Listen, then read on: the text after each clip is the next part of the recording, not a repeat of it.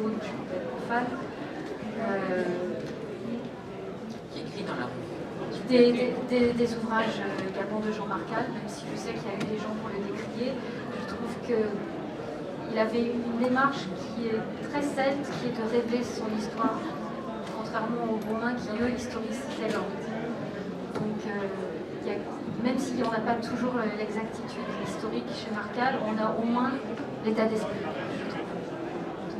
Donc voilà, en fait. Ça, c'est... Merci. Et puis ça s'est remis dans mon écriture très vite, parce qu'à 7 ans, les premiers textes que j'ai écrits, c'était déjà des contes. Et sinon, juste une petite précision par rapport à ma bio, ma première publication ne date pas de 99, elle date de 91, sous pseudonyme, un roman court que Jacques Sadoul avait qualifié de conte fantastique. Alors oui, peut-être faudrait-il aussi faire une distinction, encore une fois, sur cette appellation de conte, entre le conte populaire et l'appellation de conte à partir du XVIIe et du XVIIIe siècle, qui ne correspond évidemment pas au conte populaire. Donc on appelle le conte une nouvelle, tout simplement. Et ça n'a rien à voir avec le terme de conte, qui est un terme effectivement populaire. Et je pense d'ailleurs que les contes de ma mère Loi, au départ, c'est parce que ce sont des histoires courtes que le terme de conte va être donné à ces contes. Voilà, mais sinon on a les contes de Canterbury, on a les premiers textes de la littérature sont les contes de Canterbury, de Chaucer, le Décaméron donc, de Boccace, l'Heptaméron de Marguerite de Navarre. Ce sont 3 recueils de nouvelles dont on dit qu'ils sont recueils de contes. On pourrait aussi dire pour les évangiles de Quenouille, au XVe siècle, qu'on est face à un recueil de petites historiettes, tout ça. Donc, dans le domaine littéraire, le terme de conte ne signifie pas la même chose. Quand on parle des contes d'Hoffmann, par exemple, et non pas d'Haussmann, on est dans de la nouvelle, plus que dans du conte. Nous parlions, alors je vais quand même donner la parole, Nice. Hein? Donc on va voir ça, on va parler de la thématique là.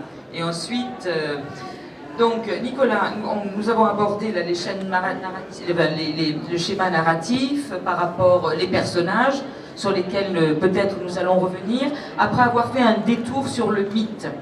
Donc il est vrai, je ne sais pas si c'est vous ou Nathalie qui a parlé du mythe au départ, mais il est vrai, moi j'avais noté aussi les contes mythologiques, c'est-à-dire les contes issus des mythes, puisque la plupart de nos contes traditionnels sont des restes un peu dégénérés de mythes et de croyances, bien entendu.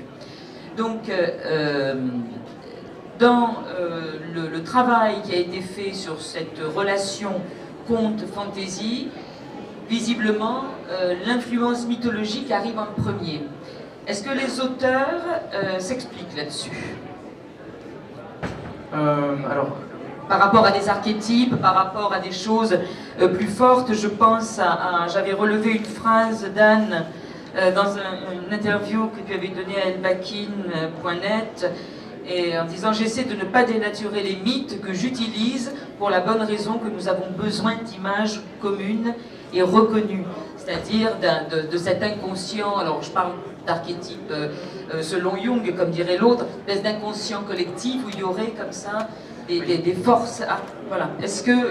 Alors c'est difficile de répondre avec précision, c'est surtout ce qu'on ressent, c'est que les mythes, c'est rare d'avoir finalement des textes, de tomber sur des textes qui sont la reprise d'un mythe.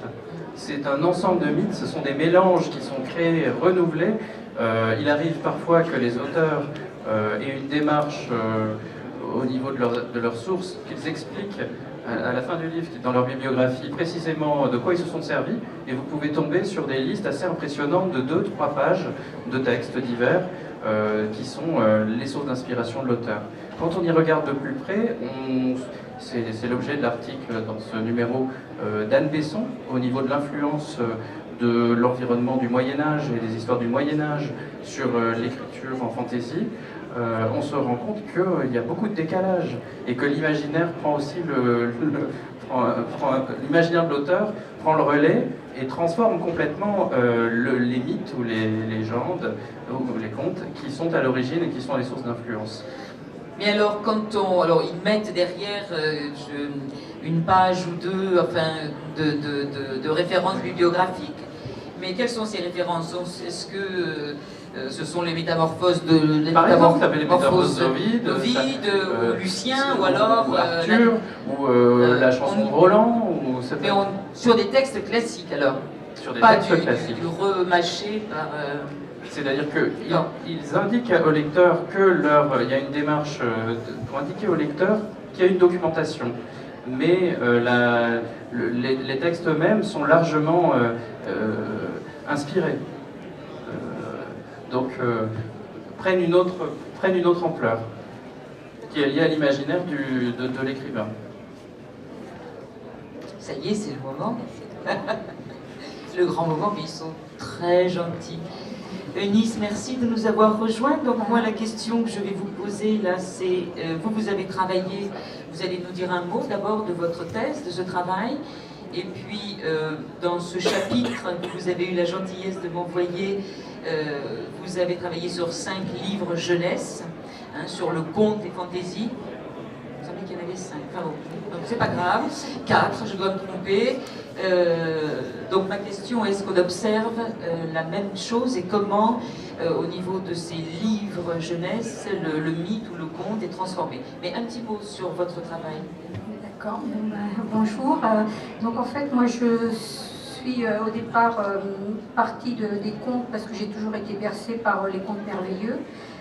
J'avais un grand-père qui nous racontait des contes le soir au coin du feu. Moi je suis portugaise et donc dans le temps, hein, quand j'étais plus jeune, on va dire, on n'avait pas l'électricité, on n'avait pas tout ça, donc souvent le soir au coin du feu, grand-père nous racontait des histoires.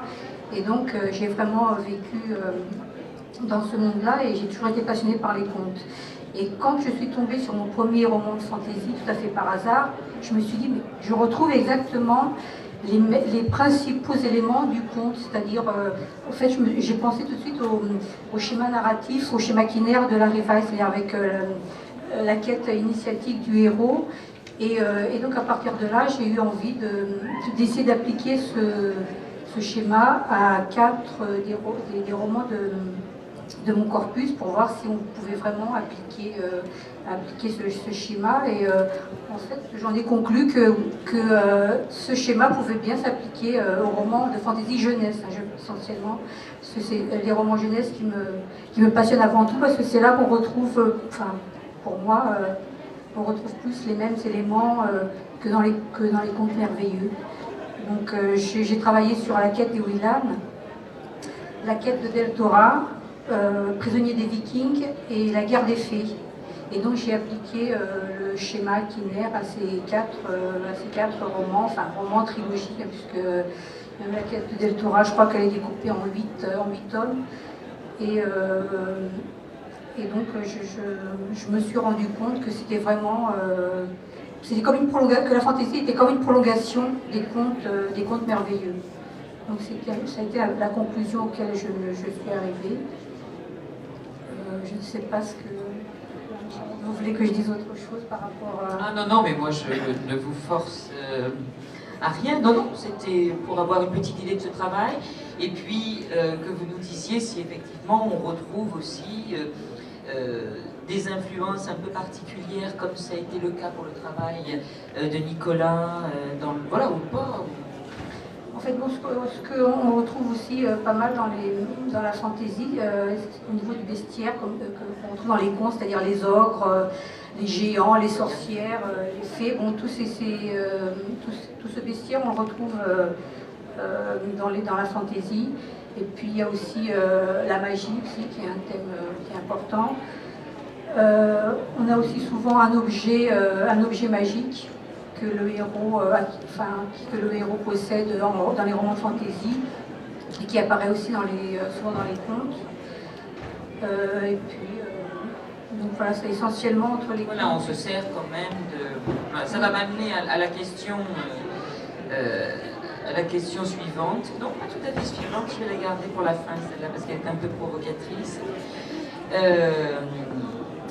Nous parlions du protocole narratif. Et en fait,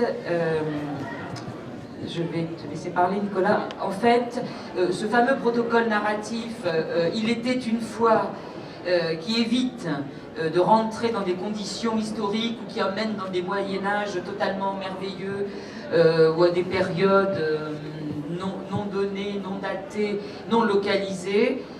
Ça, c'est quelque chose qui est extrêmement fréquent dans la fantasy. Oui, alors